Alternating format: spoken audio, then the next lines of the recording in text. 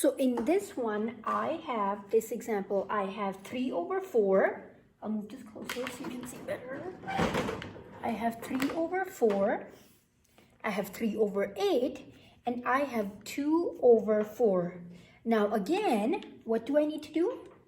I cannot just tell by looking at it directly and saying, oh, this one's bigger or this one's smaller. I need to find a common denominator. How do I find a common denominator? I need to list down the multiples of this. 3 over 4, 3 over 8, and 2 over 4. So let's list down the multiples and we'll see which one is greater. So let's say 3 over 4. So this is my first multiple. So 3, 6, 9, and 12. Let's stop here for now. Then I need to list down the multiples of 4 times table. So 4,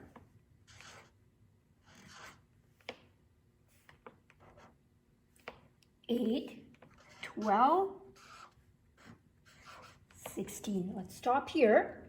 So this was my 3 over 4. Now let's list down the multiples of 3 over 8. So I have 3 over 8. Oh, stop. This seems like similar.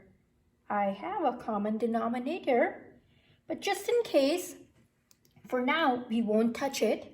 We'll just leave it here. Then we'll move to 2 over 4. So 2 over 4. Let's list down the multiples of 2. 2, 4, and 4 times multiples are 4 times 1 gives me 4, 4 times 2 gives me 8. I'm going to stop myself because look, I have found my common denominator, which is 8. So 8 is my common denominator. I listed down the multiples of 3 over 4, 3 over 8, and 2 over 4. Right? So I got 6 over 8, 3 over 8, and 4 over 8, which tells me, so which one would be my greatest fraction? Of these, let's look at our numerators. Which one is bigger? 6, 3, or 4? Obviously, my 6 is bigger because my denominators, now that my denominators are the same, all I need to do is I need to compare my numerators. So my denominator, so the numbers we got were, I'm going to list them down here. I'm going to list them in black. So I got 6 over 8.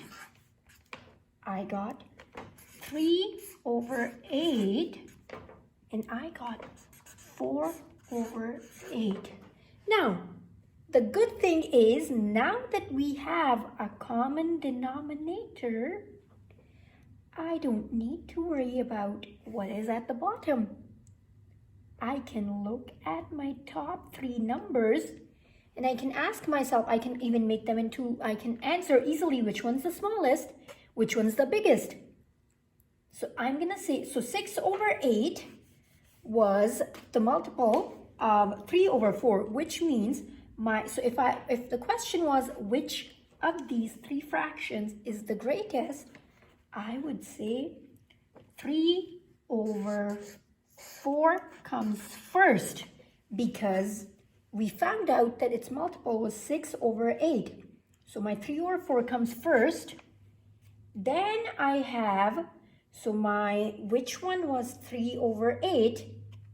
Middle one, that's clearly smaller. So my next one is 4 over 8. Now 4 over 8 was, which fraction does this belong to? It belongs to 2 over 4. Grades 3, do not make the mistake of just finding this out and thinking that you need to tell me which one's bigger out of this. You actually need to go back to your actual fraction and tell me which one is the biggest, okay? It's very common to make the mistake that now that you have listed it down, you can just say, oh, 6 over 8 is bigger.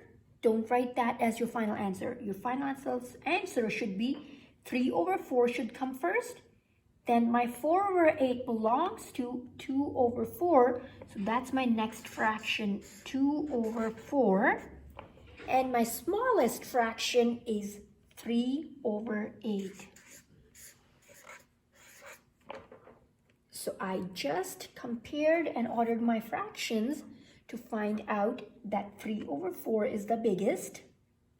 Then 2 over 4 is my second, and 3 over 8 is my third. So 1, 2, 3. That is how you compare and order fractions. Now, on that note, grades 3, you are going to move to exercise 35, and you're going to finish exercise 35, which is on page 101 in your workbooks. And in your textbook, I was looking at page 74 and 73 to help you understand what I just taught, okay? And in the video, you can pause the video at any time to look at the examples clearly and follow along. On that note, I am going to wish you all the very best, and I hope that I get to see you soon again.